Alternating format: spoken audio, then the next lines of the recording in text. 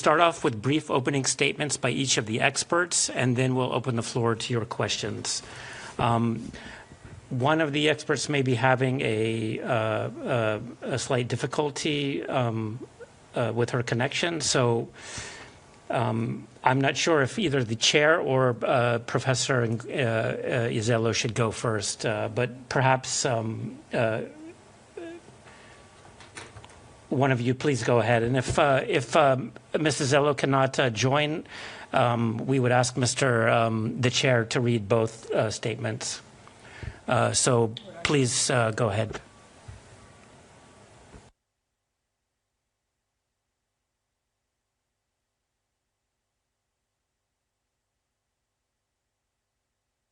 Yeah, good afternoon, ladies and gentlemen. On behalf of the Fact-Finding Mission Sudan, let me say the following.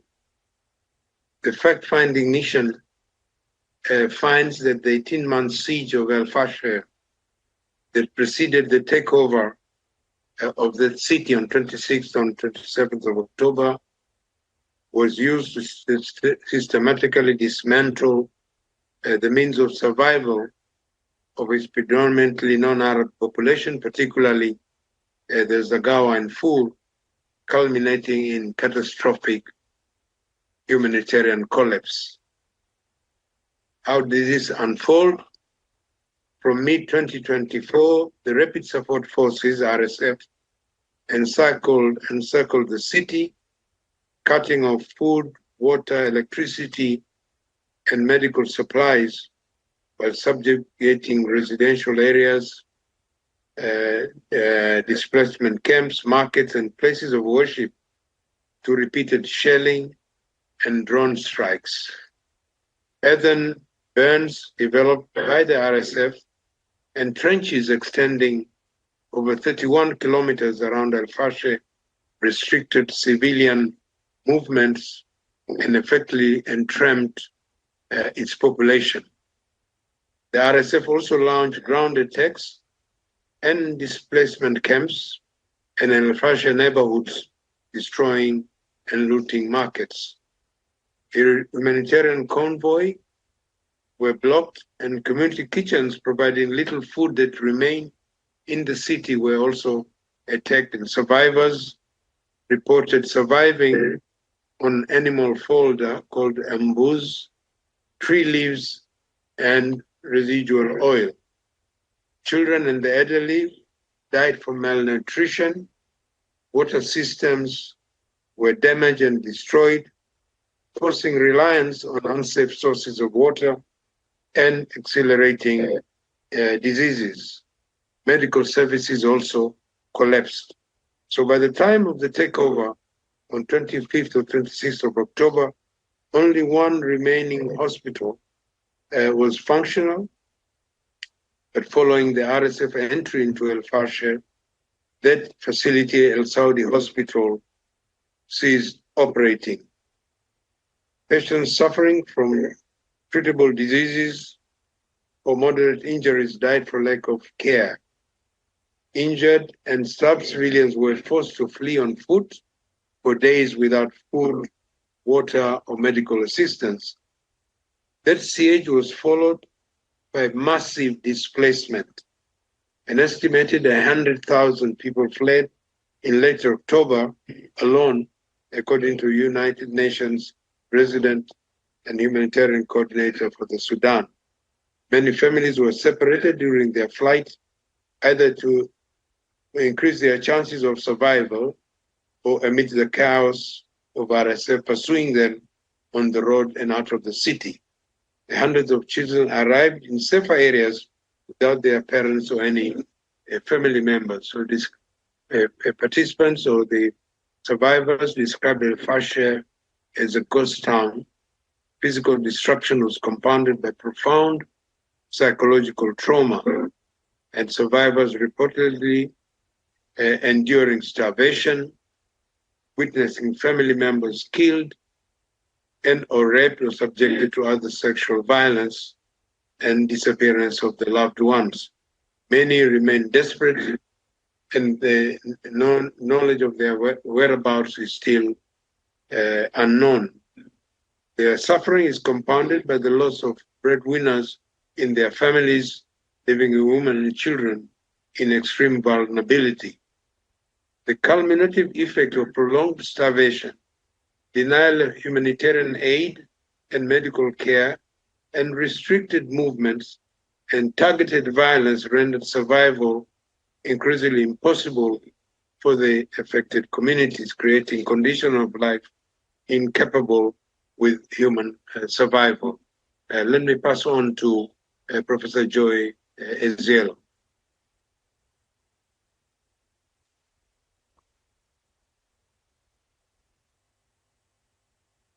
On mute. Thank you.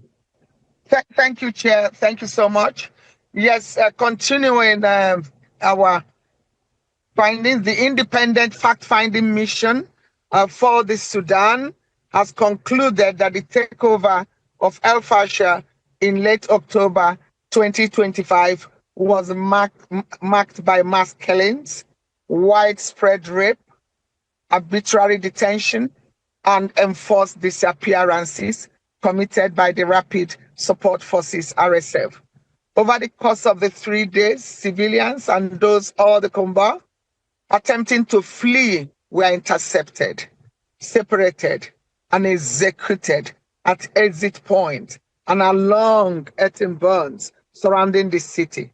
Survivors described men being bound and shot in groups, bodies left unburied along routes, and wounded persons executed at close range. In some instances, women and children were also killed. Verified videos and satellite imagery corroborate accounts of mass killings, including at El Fasher University and the former Children's Hospital, which was converted into a detention and execution site. Hospitals were not spared. At El Saudi Hospital, RSF fighters went word by word, killing patients, doctors, and accompanying family members were killed in large numbers. Survivors reported that over 460 people present in the hospital were executed, and satellite imagery indicates subsequent burning of bodies. Sexual and gender-based violence was pervasive, systematic and ethnically targeted. Women and girls 7 to 70 were subjected to rape, mass and gang rape, and other forms of sexual and gender-based violence, including killings, whipping, beatings, humiliation, forced nudity, and sexual harassment, while being robbed of their belongings, often in front of family members or among corpses. Survivors reported that perpetrators explicitly targeted women from non-Arab communities, particularly the Zagawa, using dehumanizing and examatory language, with numerous women and girls being raped during the same incident, indicating that the cases documented by the mission represent only a fraction of a wider pattern. Sexual violence was used deliberately to terrorize and destroy the social fabric of the targeted communities. Survivors suffered severe physical and psychological harm, lasting trauma, and in some cases, death, highlighting the extreme vulnerability and gendered impact of the conflict. The mission also documented the widespread forms of torture and cruel treatment, arbitrary detention, enforced disappearances, and extortion. Men and boys were separated from women and children at checkpoints and burns, detained in trucks, shipping containers, and makeshift facilities, and subjected to severe beatings, burning, mutilation, and humiliation. Many remain missing to date. Ransom demands were frequently issued to families, with higher sums demanded based on ethnicity. So The scale, coordination, reputation, and public endorsement of this act by RSF leadership demonstrate that these were not isolated incidents, but part of a planned and organized operation executed through an established command structure. Mr. Chair, ladies and gentlemen of the press, I pass on to my colleague, Muna Rishwana. Thank you very much. Thank you, Chair and Professor Azilo. Let me now address what does this pattern that was described by the Chair and Professor Azilo means in law. When we assess the totality of the overwhelming evidence that we gathered, you saw Professor Azilo was talking about killings in particular places that we documented, in locations that we know about. And we assess this overwhelming evidence, the scale of the killings, the systematic nature of sexual violence, the deliberate starvation, and the targeting of specific ethnic communities. In this case, it's the Zaghawa and Darfur. A broader, more alarming legal conclusion emerges. Based on the pattern, consolidation, scale, systematic nature, and cumulative effect of these crimes, there is only one possible conclusion. It's an indication of a path of genocide.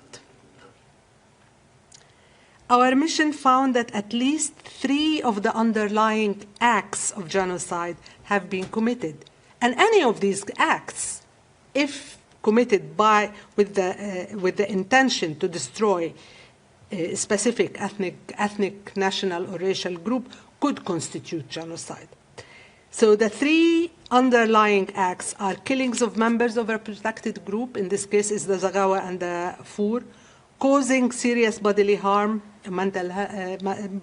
bodily and mental harm, rape, sexual violence, torture, and so on, and deliberately inflicting conditions of life calculated to bring about the physical destruction of the protected group in whole or in part.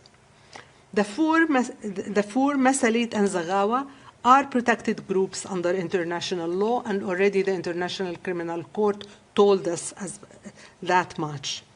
After carefully considering all possible alternative explanations, the mission concluded that the only reasonable inference that can be drawn from the pattern of conduct in and around Al-Fashir is that the perpetrators acted with genocidal intent. This is not a conclusion we reach lightly. It is inferred from the body of evidence as a whole, from the scale and sequence of attacks, from the coordinated mass killings and executions, from the widespread rape, from the starvation, siege, from the pattern of ethnic targeting, and from the statements by the perpetrators expressing intent to eliminate and destroy these communities. The risk of further genocidal violence remains serious and ongoing, particularly in the conflict around in Kordofan. Therefore, our recommendations are the following. First, civilians must be protected immediately. We have already recommended the deployment of an international protection force, and this recommendation has been reiterated by the African Union and the African Commission's joint fact-finding mission. There is now an urgent need to translate this recommendation into practice. Second, the Darfur arms embargo must be fully enforced and expanded to cover the entire Sudan. States must prevent the transfer of weapons, ammunition, equipment, financial and logistical support to any party implicated in the violations. Third, meaningful targeted sanctions should be imposed against those who are responsible for the atrocity crimes and against those enabling them. Sanctions must be denied to disrupt the capacity to continue committing these violations. Fourth, and that's really key, Unrestricted humanitarian access must be secured and freedom of movement guaranteed for civilians. We don't actually know what is happening to the people of Al-Fashir. Very few of them came out of Al-Fashir right now. So, and we know that it looks like a ghost town. People need to be allowed to leave if they can. Fifth, accountability is essential. Perpetrators continue to commit these crimes because they believe they can act with impunity. There must be full cooperation with the International Criminal Court and serious consideration for additional judicial avenues capable of addressing atrocity crimes, particularly the genocide now committed in Sudan. Six, the survivors must be supported. We saw them. They are in desperate conditions. They must receive sustained medical and psychological support, along with meaningful reparative measures. And seventh, evidence must be preserved, and the fate of the whereabouts of the missings and deterred persons clarified. Investigative bodies, such as our own mission, should be granted access to Al-Fashir and the surrounding areas. Today, the Security Council is meeting to discuss Sudan under the presidency of the United Kingdom. This discussion must translate into concrete action. Council members should use the tools at their disposal to strengthen civilian protection, reinforce and expand the embargo, ensure strict compliance, and advance accountability. Next week, we will be formally presenting our findings to the United Nations Human Rights Council. That council, too, must respond with clarity and resolve by sustaining independent investigations, supporting protection measures, and reinforcing credible pathways to justice. Sudan has already showed the world the cost of hesitation. There should be no hesitation. The evidence is before us, legal analysis is clear, and the warning signs are unmistakable. The responsibility now lies with states to protect civilians, to prevent further destruction, and ensure accountability before more lives are lost. Thank you very much. Thank you, everyone, for those important opening remarks. And now we'll open the floor to questions. First, we'll go to those in the room, and then we'll go online. We'll start with Robin from the Agence France-Presse. Please go ahead. Thanks. Thank you. So we're talking here about genocide, and somebody must be funding this, and somebody must be providing the weapons and the material for this to happen. So my question is very blunt. Who's providing the money and who's providing the weapons?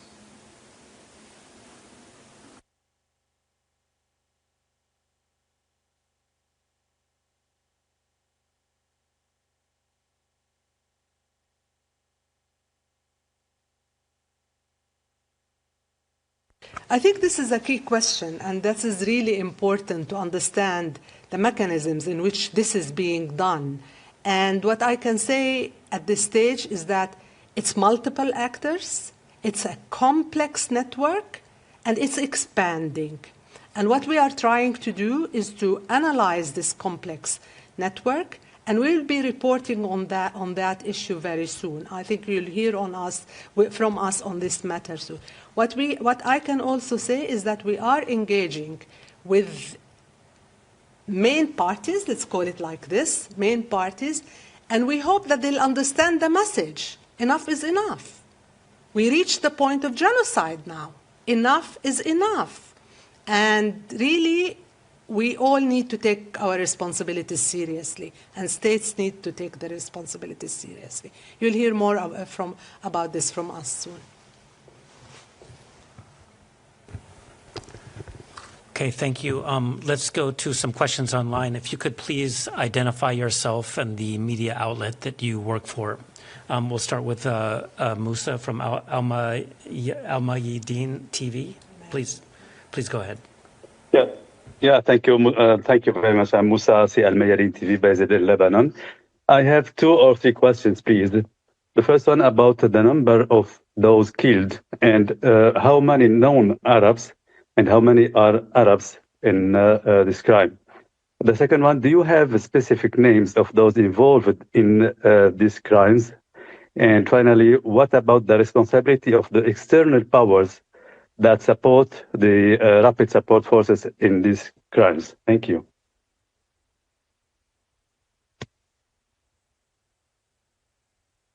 Would the chair or Professor Izello like to answer the question? Or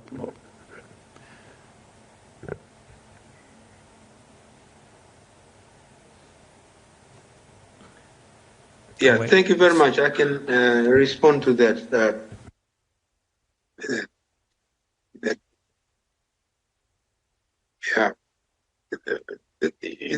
Yeah, with regard to the number of people who have been killed as a result of the takeover on 25th, 26th, 27th. As you say, you have to look at the human rights mechanism as working in tandem. So the Office of the UN High Commissioner for Human Rights has established about 6,000 dead as a result of the 3 days of violence. But in ourselves, we have documented mass killings, summary executions, and so on, involving multiple people. The requirement for genocide is that there must be numerically is not the most essential element, so long as there are sufficient number of people killed. And I think that threshold has been reached in so far as the requirements both for definition of genocide are concerned. But we have documented, and you will see in our report, various killings in various groups, various numbers, sometimes 68 children, and so on, and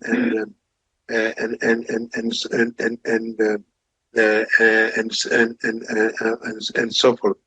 Because part of our mandate is to identify perpetrators, and we have identified perpetrators, including those that are in a command position through what we call confidential dossiers investigated. Of course, the report pinpoints to one individual, a notorious individual, Abu Lulu. I think this is not in any violation of his due process rights, because these are something which is really in the public domain already. But we have compiled, and I think this is in relation to best practices of Human Rights Commission, to document names of individuals, persons of interest, and I think this will be shared appropriately with any international or credible national judicial mechanism that is ready to exercise universal jurisdictions and so on. Again, I think the question of external actors was raised, was responded to by my colleague, and I think the most important thing is to say that we are already now engaging with a number of states, and to put to them the queries that we have concerning either their involvement or their companies or entities or their nationals, and this is ongoing and will be subject to further revelation as we move this investigation. Thank you. Thank you. We'll go next to Alicia from the Spanish News Agency. Hi, thank you for taking my questions. I wanted to ask, because I saw in your report that you indicate that there has been an escalation from ethnically targeted attacks to acts that can be considered as signs of genocide. So I wanted to know when this escalation happened, and where did you see this escalation, in what signs? Also, I wanted to know if did you detected this targeting of ethnic minorities at the beginning of the war? Was this one of the motivations of the war? And also, I wanted to know if there's going to be any procedure to take this to the courts, or what?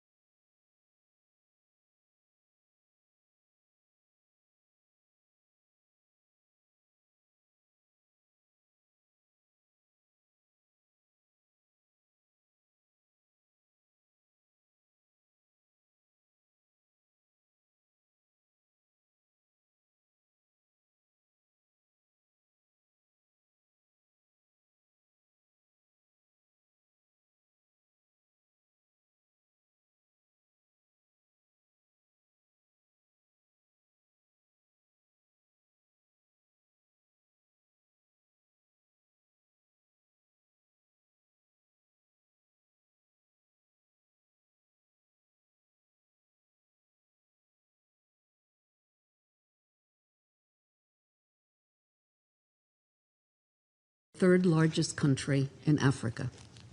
1,000 days of staggering violence